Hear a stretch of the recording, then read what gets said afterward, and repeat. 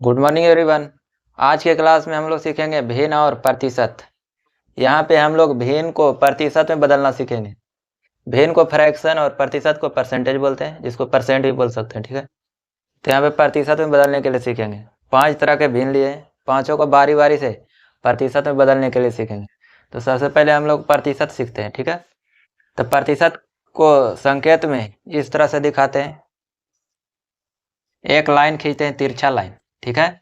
एक तिरछा लाइन खींचते हैं, एक ऊपर डॉट एक नीचे डॉट, ठीक है, जिसको दशमलव भी बोल सकते हैं। इसी को प्रतिशत बोलते हैं, ठीक है। प्रतिशत का संकेत ये है। तो प्रतिशत का मतलब, प्रति का मतलब एक, शत का मतलब 100, मतलब 100 में एक, उसी को कहते हैं प्रतिशत, ठीक है। तो चलिए बदलते कैसे हैं। तो पहला प्रश्न लेते हैं, 1/2, इसको हम प्रतिशत बदलेंगे। तो 1/2, तो प्रतिशत में बदलने के लिए सबसे पहले 100 से गुना करते हैं, ठीक है।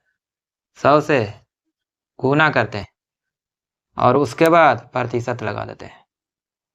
क्योंकि प्रतिशत का मतलब होता है 1/100, प्रतिशत का मतलब 1/100 होता है, ठीक है।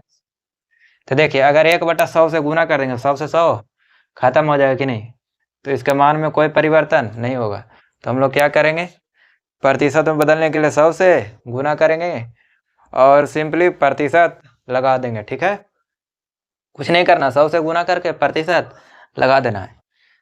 क्यों? क्योंकि प्रतिशत का मतलब होता है 1/100। अगर 1/100 से गुना करेंगे तो 100 से 100 कैंसिल, उसके मान में कोई परिवर्तन नहीं होगा, ठीक है।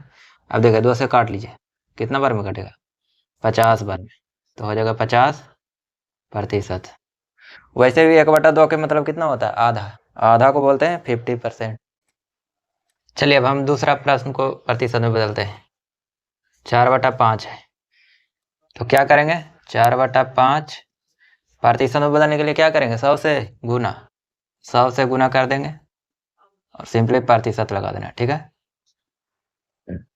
ये तो आपको समझ में आ ही गया होगा प्रतिशत क्यों लगा। प्रतिशत का मतलब 1/100 होता है और 100 से 100 कैंसिल हो जाएगा, इसके मान में कोई परिवर्तन नहीं होगा, ठीक है, इसीलिए 100 से गुना करते हैं। तो चलिए काट दीजिए, 5 से भी 5 100, ये हो गया 80%। कितना हो गया, 80%। तीसरा 1/3 है, तो क्या करेंगे, प्रतिशत में बदलने के लिए 1/3 में 100 से गुना और सिंपली प्रतिशत लगा देंगे, ठीक है। 3 से तो कटेगा नहीं, तो चलिए भागा दीजिए, 33×99, फिर 3 3 3 3, इस तरह से उतरता चला जाएगा प्रतिशत, ठीक है। एक काटेगा ही नहीं, खत्म होने वाला नहीं है, ठीक है। तो हम लोग सीधा सीधी 3.333 इस तरह से लिख सकते हैं, ये काटने वाला नहीं है, ठीक है। तो आगे देखते हैं चौथा को, 9/10, इसको प्रतिशत में बदलने के लिए क्या करेंगे, 100 से गुना कर, किसी को भी प्रतिशत में बदलना हो सिंपली 100 से गुना कर देंगे, ठीक है।